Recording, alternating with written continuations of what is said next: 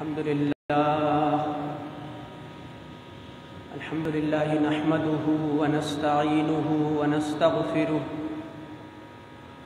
ونؤمن به ونتوكل عليه ونعوذ بالله من شرور أنفسنا ومن سيئات أعمالنا من يهده الله فلا مضل له ومن يضلله فلا هادي له ونشهد أن لا إله إلا الله وحده لا شريك له ونشهد أن سيدنا وسندنا ونبينا وشفيعنا ومولانا محمدا صلى الله عليه وعلى آله وأصحابه وبارك وسلم تسليما كثيرا أما بعد فأعوذ بالله من الشيطان الرجيم بسم الله الرحمن الرحيم يا أيها الذين آمنوا استعينوا بالصبر والصلاة إن الله مع الصابرين ولا تقولوا لمن يقتل في سبيل الله أموات بل أحياء ولكن لا تشعرون ولنبلونكم بشيء من الخوف والجوع ونقص من الأموال والأنفس والثمرات وبشر الصابرين الذين إذا أصابتهم مصيبة قالوا إنا لله وإنا إليه راجعون صدق الله العظيم اللهم صل على محمد وعلى آل محمد كما صليت على إبراهيم وعلى آل إبراهيم إنك حميد مجيد اللهم بارك على محمد وعلى آل محمد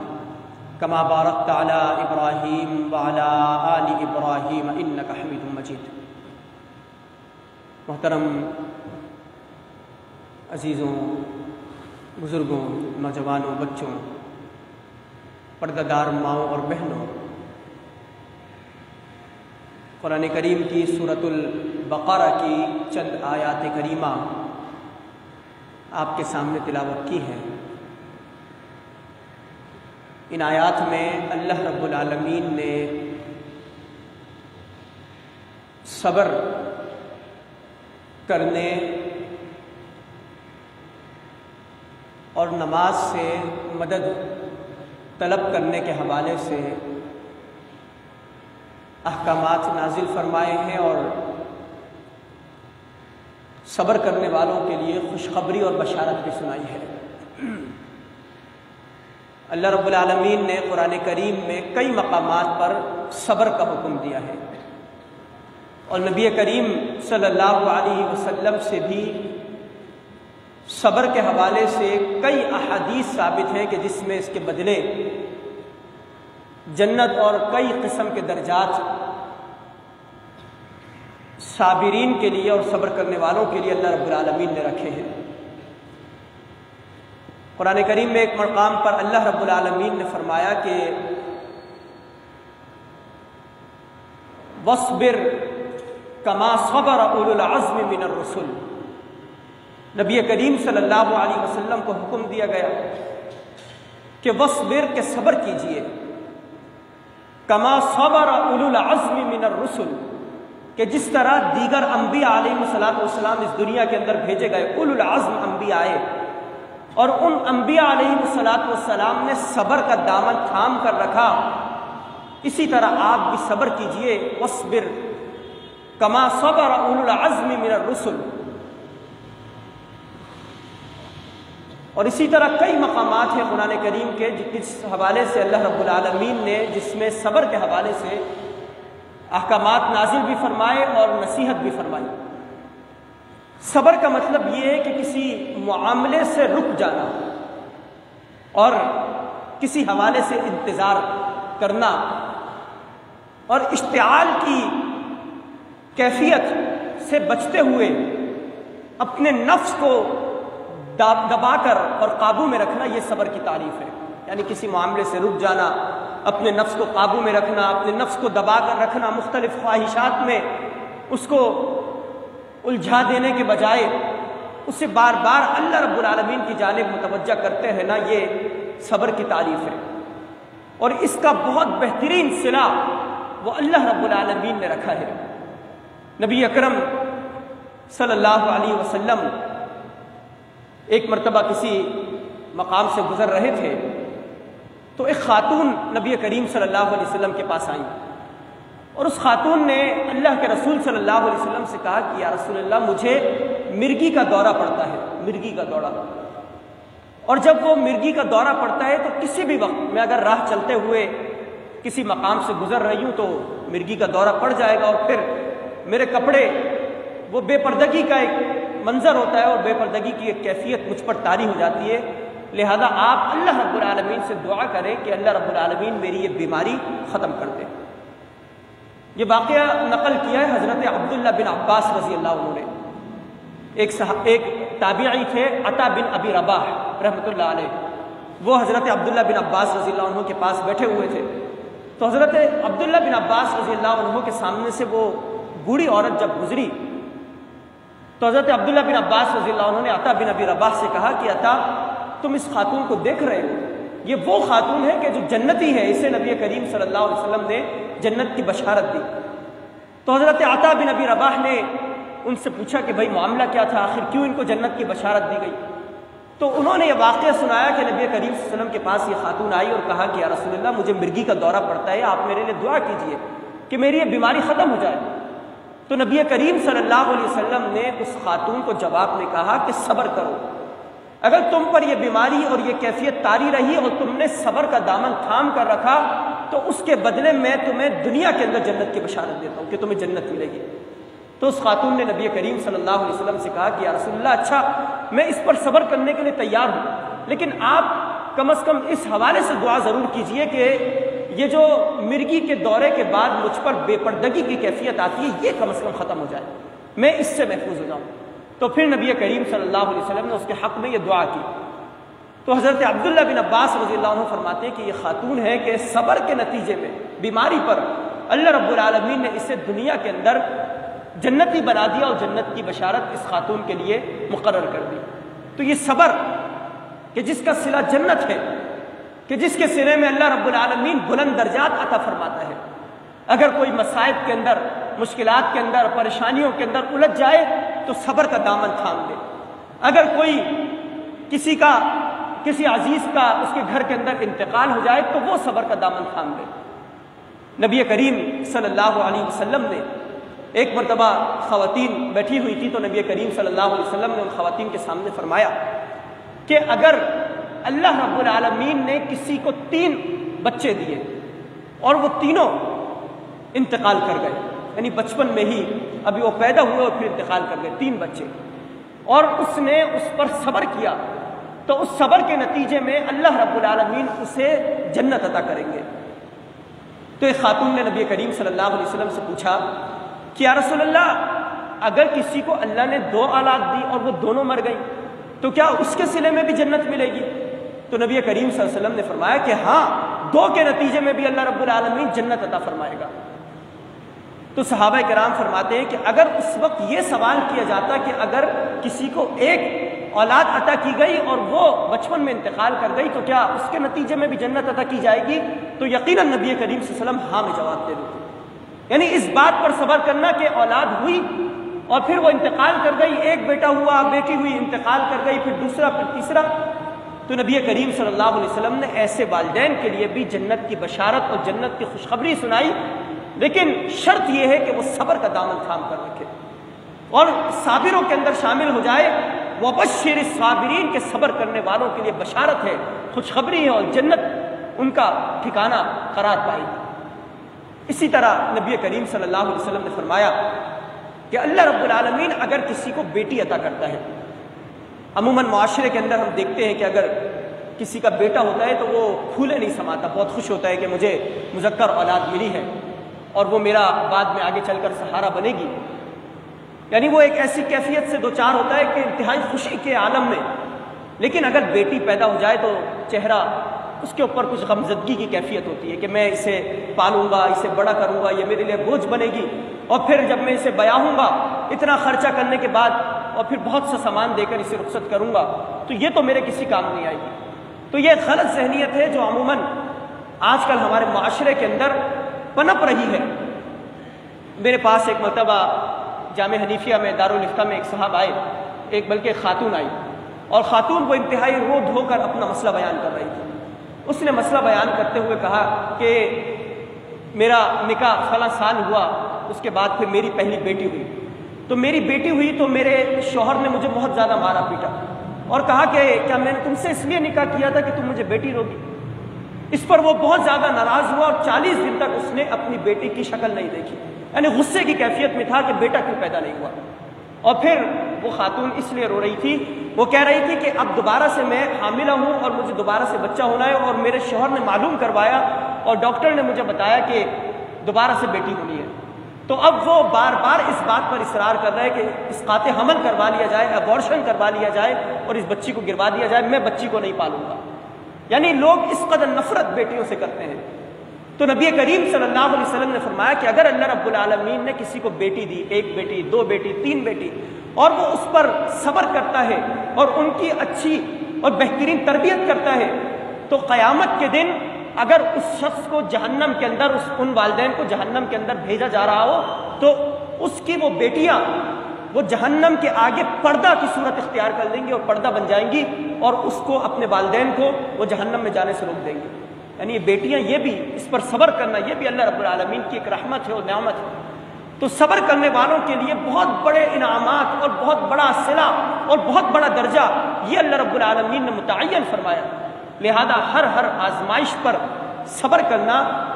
یہ انتہائی ضروری ہے، اور اس کا اللہ رب العالمین نے حکم دیا ہے۔ یہ جو قرآن کریم کی آیات میں نے آپ کے سامنے تلاوت کی، ان آیات میں بھی اللہ رب العالمین نے اسی کی نصیحت فرمائی۔ فرمایا کہ یا ایھا الذین آمنوا استعینوا بالصبر، کہ لوگوں جو ایمان لے کر آئے ہو مدد طلب کرو صبر کے ذریعے، کہ صبر کا دامن تھامتے ہوئے اپنے آپ کو اللہ رب العالمین کی نافرمانی سے بچاتے ہوئے مشکلات کے اندر کوئی ایسا جملہ اور کلمہ اپنی زبان پر نہ لاؤ کہ جو اللہ رب العالمین کو ناراض کرنے والا جملہ ہو۔ غربت آئے، مفلسی آئے، فاقے ہو، فقر و تنگدستی کا عالم ہو، ہر حال کے اندر استعینوا بالصبر، صبر سے مدد مانگو اور صبر کا دامن تھام کر رکھو۔ والصلاۃ، اور نماز بھی۔ ان اللہ مع الصابرین، بے شک اللہ رب العالمین یہ صبر کرنے والوں کے ساتھ ہے۔ یہ مت سمجھنا کہ اللہ رب العالمین نے تمہیں یوں ہی چھوڑ دیا اور تم مشکلات کے دلدل کے اندر پھنستے چلے جا رہے ہو، الجھتے چلے جا رہے ہو اور نکلنے کا کوئی راستہ نہیں مل رہا۔ ان اللہ مع الصابرین، صبر کرنے والوں کے ساتھ تو اللہ رب العالمین ہے۔ آگے فرمایا کہ وَلَا تَقُولُوا لِمَنْ يُقْتَلُ فِي سَبِيلِ اللَّهِ أَمْوَاتٌ، کہ جو اللہ کی راہ میں شہید ہو جائے، جسے اللہ کی راہ میں قتل کر دیا جائے، اسے مردہ نہ کہو۔ وَلَا تَقُولُوا لِمَنْ يُقْتَلُ فِي سَبِيلِ اللَّهِ أَمْوَاتٌ بل احیاء، بلکہ وہ تو زندہ ہے، ولکن لا تشعرون، اور تم اس کا شعور نہیں رکھتے، تمہیں اس کا علم نہیں ہے، اس کا شعور نہیں ہے کہ وہ زندہ ہے۔ اور ایک اور مقام پر اسی سے ملتی جلتی اللہ رب العالمین نے آیت نازل فرمائی اور فرمایا کہ بل احیاء، بلکہ وہ زندہ ہے، اور عند ربہم یرزقون، اپنے رب کے پاس وہ رزق پا رہے ہیں، ان کو مسلسل رزق دیا جا رہا ہے۔ اور پھر جو اگلی آیت ارشاد فرمائی، یہ صبر کے حوالے سے سب سے بہترین آیت قرآن کریم کی، فرمایا کہ وَلَنَبْلُوَنَّكُمْ وَلَنَبْلُوَنَّكُمْ، اگر کوئی عربی زبان کی کچھ شد بد رکھنے والا ہو اور عربی کے قواعد اور ضوابط کو جاننے والا ہو تو وہ ان قاعدوں سے واقف ہوتا ہے کہ جب کسی فعل کے شروع میں لام آ جائے، لام پر زبر ہو، تو وہ لام ہوتا ہے تاکید کے لیے، کہ جس میں اللہ رب العالمین تاکید کا معنی پیدا کرنا چاہ رہا ہے۔ اور پھر اس کے آخر میں، کسی فعل کے آخر میں اگر نون آ جائے، اور نون بھی تشدید والا نون ہو، اس کے اوپر مشدد، نون مشدد، تو اس کا مطلب ہوتا ہے کہ اور بھی زیادہ اللہ رب العالمین تاکید کر رہا ہے، یعنی تاکید پر تاکید. اور پھر اس کا ترجمہ کیا جاتا ہے کہ ضرور بضرور، یعنی اگر صرف لام آ جائے تو ہم ضرور کا ترجمہ کریں گے، لیکن اگر نون مشدد بھی آ جائے تو مطلب ہوتا ہے کہ ضرور بضرور. اور فرمایا کہ وَلَنَبْلُوَنَّكُمْ، اس کے اندر لام بھی آ رہا ہے اور نون مشدد بھی آ رہا ہے کہ ہم ضرور بضرور تم سب کو آزمائیں گے. یہاں پر جتنے بھی لوگ بیٹھے ہیں مختلف صفوں کے اندر موجود ہے، ایک ایک فرد کو لَنَبْلُوَنَّكُمْ ہم ضرور بضرور آزمائیں گے. کس طرح آزمائیں گے؟ بِشَيْءٍ مِّنَ الْخَوْفِ، خوف کے ذریعے آزمایا جائے گا. تمہارے دلوں کے اندر، تمہارے دماغ اور ذہن کے اندر خوف بٹھا دیا جائے گا اللہ رب العالمین کی طرف سے. اور اس خوف کی کیفیت کے اندر اگر کوئی صبر کا دامن تھام کر رکھے تو گویا کہ وہ آزمائش کے اندر پورا اترا. لیکن اگر کسی نے صبر نہ کیا تو پھر اس کو وہ درجات، وہ بلندیاں، وہ جنت کی بشارت اس کے لیے نہیں ہے. وَلَنَبْلُوَنَّكُمْ بِشَيْءٍ مِّنَ الْخَوْفِ، خوف کے ذریعے تمہیں آزمایا جائے گا. وَالْجُوعِ، دوسری چیز بھوک کے ذریعے تمہیں آزمایا جائے گا. یعنی حالات بہتر چل رہے ہیں، گھر کے معاملات مکمل ہو رہے ہیں، اچانک کوئی ایام ایسے آئیں گے، کچھ ماہ ایسے آئیں گے کہ فقر و فاقہ کا عالم شروع ہو جائے گا، تنگدستی کے مراحل شروع ہو جائیں گے، غربت تم پر حملہ آور ہو جائے گی. والجوع، اور یہ اس لیے ہوگا کہ اللہ تمہیں آزمائے کہ کیا تم اس کیفیت کے اندر بھی اللہ رب العالمین کو یاد کرتے ہو یا نہیں کرتے ہو. کہیں ایسا تو نہیں کہ اس کیفیت کے اندر تم لوگوں سے مانگنا شروع کر دو، لوگوں کے سامنے ہاتھ پھیلانا شروع کر دو. اللہ کہ جس سے مانگا جائے اور وہی ہے جو مدد کرنے والا ہے، اس کے بجائے تم دوسروں کے در پر جانا شروع کر دو اور دوسروں سے مانگنا شروع کر دو. یہ بھوک، مفلسی، تنگدستی اور فاقہ اس لیے کہ اللہ تمہیں آزمائے. کہ کہیں ایسا تو نہیں کہ تم نماز پڑھنا اور اللہ رب العالمین کے دیگر اطاعت کے کام کرنا چھوڑ دو کہ اب تو میں غریب ہو چکا ہوں اور بس میں کسی کام کا نہیں رہا. والجوع، بھوک سے اللہ رب العالمین تمہیں آزمائے گا. اور تیسری چیز فرمائی وَنَقْصٍ مِّنَ الْأَمْوَالِ، مال کی کمی تم پر لاحق ہو جائے گی. تم اپنی ضروریات کو پورا کرنے کے لیے بھی تمہارے پاس مال موجود نہیں ہوگا، اپنے بچوں کی ضروریات پورا کرنے کے لیے تمہارے پاس مال موجود نہیں ہوگا. یہ صرف اور صرف اللہ رب العالمین کی طرف سے آزمائش ہوگی. اس آزمائش کو قبول کرنا، اس پر صبر کا دامن تھام کر رکھنا، یہ اللہ رب العالمین کو مطلوب ہے. وَنَقْصٍ مِّنَ الْأَمْوَالِ وَالْأَنفُسِ، اور چوتھی چیز کہ جانوں کی کمی تمہیں لاحق ہو جائے گی. اللہ رب العالمین کی طرف سے اولاد دی جاتی ہے. کچھ لوگ ایسے بھی ہوتے ہیں کہ جو بے اولاد ہوتے ہیں، کئی عرصہ گزر جاتا ہے ان کو اولاد نہیں ہوتی. وَنَقْصٍ مِّنَ الْأَمْوَالِ وَالْأَنفُسِ، یعنی نفسوں کی کمی، نفوس کی کمی کے ذریعے، جانوں کی کمی کے ذریعے. گھر کے اندر اولاد نہیں ہو رہی، پریشان ہے، کئی سال گزر گئے، اور پھر اللہ رب العالمین نے اولاد دی تو اللہ نے پھر دوبارہ سے واپس لے لی. جان دی ہوئی اسی کی تھی، اللہ نے فوراً اس کو واپس لے لیا. تو اس پر بھی صبر کرنا یہ بھی اللہ کی طرف سے آزمائش ہے. والثمرات، پانچویں چیز فرمائی والثمرات، کہ تم پر پھلوں کی بھی کمی کر دی جائے گی. ایک تو ترجمہ اس کا یہ کیا جا سکتا ہے کہ پھلوں کی بھی کمی کر دی جائے گی اور پھلوں کے ذریعے بھی تمہیں آزمایا جائے گا. اور ایک ترجمہ یہ بھی کیا جا سکتا ہے کہ یہ جو تم محنتیں کرتے ہو اور محنتوں کا ایک نتیجہ ہوتا ہے، اس کے ثمرات ہوتے ہیں، اللہ رب العالمین ان ثمرات سے آزمانے کے لیے تمہیں محروم کر دے گا. مثلا ایک شخص ہے، وہ 10-12 سال مسلسل محنت کر رہا ہے، کاروبار کر رہا ہے، اور 10-12 سال کے بعد دیکھتا ہے تو ہاتھ میں کوئی چیز نہیں ہے، کوئی سیونگ اس کے پاس موجود نہیں ہے. وہ سوچتا ہے کہ کوئی نتیجہ،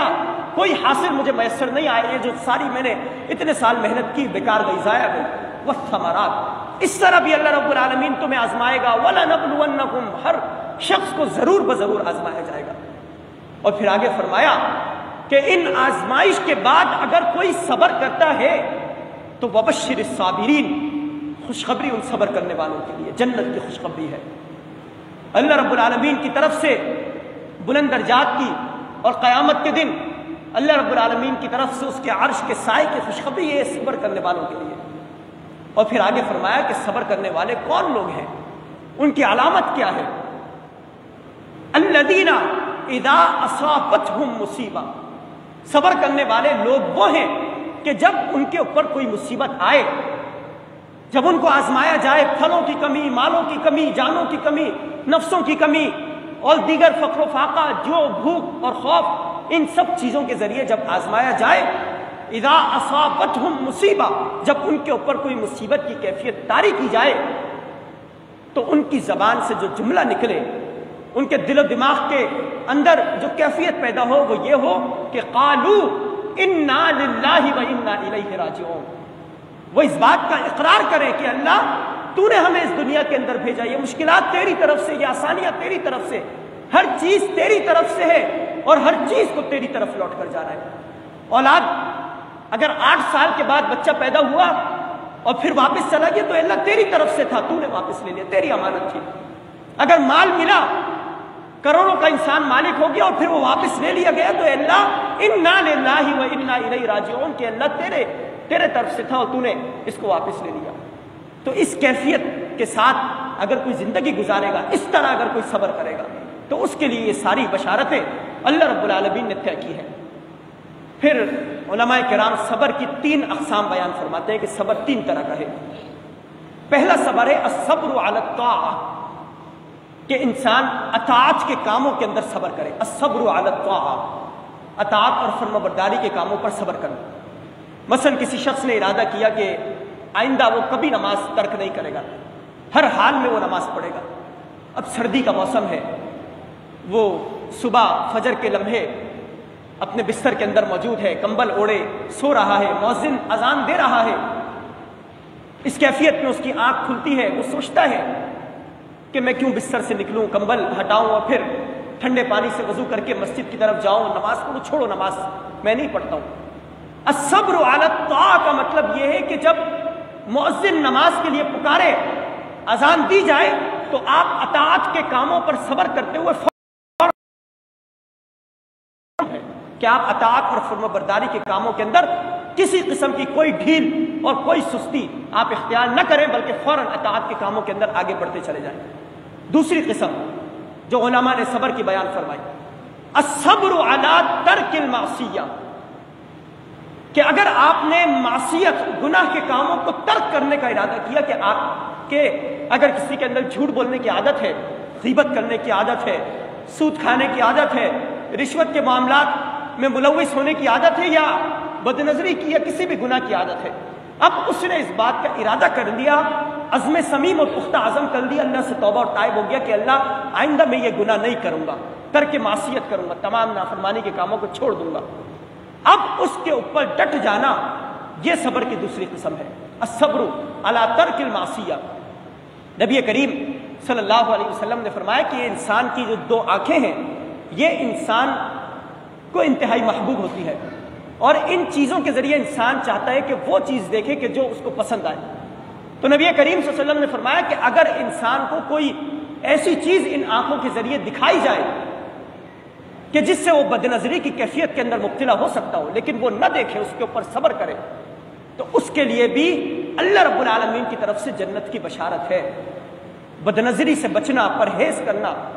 یعنی اگر کسی نے ارادہ کیا اس کے اندر بد نظری کی بیماری موجود ہے کہ میں آئندہ اس گناہ کے اندر نہیں ملوث ہوں گا، اس کا ارتکاب نہیں کروں گا، ترک المعصیہ کروں گا، اس کے اوپر وہ صبر کرتا ہے، تو اس کے صلے میں بھی اللہ رب العالمین نے جنت اس کے لیے رکھی ہے۔ تیسری صبر کی قسم، الصبر علی الابتلاء، ابتلا آزمائش کو کہتے ہیں، آزمائشوں کے اوپر صبر کرنا، آزمائشوں کے اوپر ڈٹ جانا۔ یہ جو آیت میں نے آپ کے سامنے تلاوت کی تھی، اس کے اندر یہ ساری آزمائشوں کا ذکر تھا کہ اللہ رب العالمین مختلف آزمائشوں کے ذریعے آزما رہا ہے، ہر فرد کو آزماتا ہے اور وہ اس کے اوپر صبر کرتا ہے تو اس کے بدلے وہ اللہ رب العالمین کا قرب بھی پاتا ہے، اور جنت کے اندر بلند درجات اس کو دیے جاتے ہیں۔ اس صحابہ کرام رضوان اللہ علیہم مجمعین کی سیرتیں، ان کی زندگیاں، یہ الصبر علی الابتلاء مکی جو دور تھا، یہ صبر علی الابتلاء کا دور تھا۔ جس طرح صحابہ کرام نے قربانیاں دی، وہ جو حضرت عمار رضی اللہ تعالیٰ عنہ تھے، ان کے والد حضرت یاسر رضی اللہ عنہ اور ان کی والدہ حضرت سمیہ رضی اللہ تعالیٰ عنہ، یہ حضرت سمیہ وہ خاتون تھی کہ جنہیں اسلام میں سب سے پہلے شہید ہونے کا اعزاز حاصل ہوا، اور مردوں کے اندر حضرت عمار کے والد حضرت یاسر رضی اللہ عنہ کو شہید ہونے کا اعزاز حاصل ہوا، اور ان کرتے تھے حضرت یاسر رضی اللہ تعالیٰ عنہ کو ایک ستون کے ساتھ باندھ دیا گیا، ان کی اہلیہ حضرت سمیہ رضی اللہ عنہا، ان کو بھی اسی کیفیات سے دوچار کلمات ادا کرتے ہوئے کہتے ہیں کہ اے آل یاسر صبر کرو، صبر کا دامن تھام کر رکھو، اس کے صلے میں اللہ رب العالمین نے تمہارے لیے جنت رکھی ہے، تم جنت کے اندر جاؤ گے۔ وہ حضرت سمیہ رضی اللہ تعالی عنہا جب ان کو شہید کیا گیا، یہ ابو جہل، یہ اس نے ان کو شہید کروایا تھا، اور یہ سارے ظلم و ستم ابو جہل نے ان کے اوپر کیے تھے۔ اور جب ان کو شہید کیا گیا تو ایک نیزہ ان کی شرمگاہ کے اندر مار کر ان کو شہید کیا گیا، اسلام کی پہلی شہید خاتون حضرت سمیہ رضی اللہ عنہ۔ اور حضرت عمار کے والد یاسر رضی اللہ عنہ، ان کو جب شہید کیا گیا تو روایات میں آتا ہے کہ 4 اونٹ وہ منگوائے گئے، اور حضرت یاسر رضی اللہ تعالیٰ عنہ کا ایک ہاتھ باندھا گیا، ایک اونٹ اس سے باندھ دیا گیا، دوسرا اونٹ باندھا گیا، اس طرح دونوں پیر 4 اونٹوں کے ذریعے دونوں ہاتھ اور دونوں پیر باندھ دیے گئے، اور پھر ان اونٹوں کو دوڑا دیا گیا، ان کا شانے سے اور ان کے گھٹنوں سے ساری چیزیں علیحدہ ہو گئی۔ اس کے اوپر نبی کریم صلی اللہ علیہ وسلم نے اس صبر پر ان کو نصیحت فرمائی کہ صبر کرو گے تو اس کے صلے میں اللہ رب العالمین تمہیں جنت عطا کرے گا۔ حضرت عثمان رضی اللہ تعالیٰ عنہ جو اسلام کے تیسرے خلیفہ تھے، وہ بھی مکی دور کے اندر ان کو بھی سخت اور کڑی آزمائش ان کے اوپر آئی۔ ان کو اس طرح آزمایا گیا کہ ایک شخص، ایک کافر، اس نے ان کو ایک چیز کے اندر لپیٹا، ایک کمبل کے اندر لپیٹا، اور اس کمبل کو اس نے کوئلے جلا کر دھونی دینا شروع کی۔ اور حضرت عثمان رضی اللہ تعالیٰ عنہ فرماتے ہیں کہ قریب تھا کہ میرا دم گھٹ جاتا اور مجھ سے سانس لینے میں بہت زیادہ مجھے تکلیف محسوس ہو رہی تھی، اس کیفیت سے ان کو دوچار ہونا پڑا۔ اسی طرح دیگر کئی صحابہ، حضرت بلال رضی اللہ عنہ کے حوالے سے جو واقعات آتے ہیں آپ سب کے علم میں ہے کہ کس طرح تپتی ریت کے اوپر ان کو لٹا دیا جاتا، پتھر کی سل ان کے اوپر رکھ دی جاتی، اور ان کی گردن کے اوپر ایک رسی لپیٹ دی جاتی، اور پھر جس طرح نعوذ باللہ کسی جانور کو گھسیٹا جاتا ہے، حضرت بلال رضی اللہ تعالیٰ عنہ کو اس طرح مکہ کی گلیوں کے اندر گھسیٹا جاتا اور تیزی سے دوڑایا جاتا۔ الصبر علی الابتلاء، کیا میں اور آپ ان آزمائش کے اندر مبتلا ہیں؟ یقیناً اس کا ذرہ برابر حصہ بھی ہمیں اس طرح آزمایا نہیں گیا، لیکن جب ہم پر آزمائش آئے، فقر و فاقہ آئے، تنگدستی آئے، جب کوئی مصیبت ہمارے گھروں کے اندر آئے، اگر اللہ ہماری اولاد لے لے، اگر ہمارا مال اللہ رب العالمین لے لے، ہم فوراً اللہ کی نافرمانی کا ارتکاب کرنا شروع کر دیتے ہیں، ہم اللہ کی اطاعت سے دور ہو جاتے ہیں، ہم نیکی کرتے کرتے زندگی گزار رہے ہوتے ہیں، چھوٹی سی آزمائش اگر آئے تو فوراً اللہ کی نافرمانی کا ارتکاب کرتے ہوئے غلط جملے اور غلط الفاظ اپنی زبان سے نکلنا شروع کر دیتے ہیں۔ صحابہ کرام کی طرح، ان کی سیرتوں کی طرح، ان کی زندگیوں اور شب و روز کی طرح اپنے معاملات کے اندر صبر کو پیدا کرے، اور اس کے صلے میں اللہ رب العالمین یقیناً جنت عطا کریں گے۔ میں انہی الفاظ پر اکتفا کرتا ہوں۔ اللہ رب العالمین سے دعا ہے کہ ہمیں عمل کرنے کی توفیق عطا فرمائے، اور ہر معاملے میں صبر اختیار کرنے کی توفیق عطا فرمائے۔ وآخر دعوانا الحمدللہ۔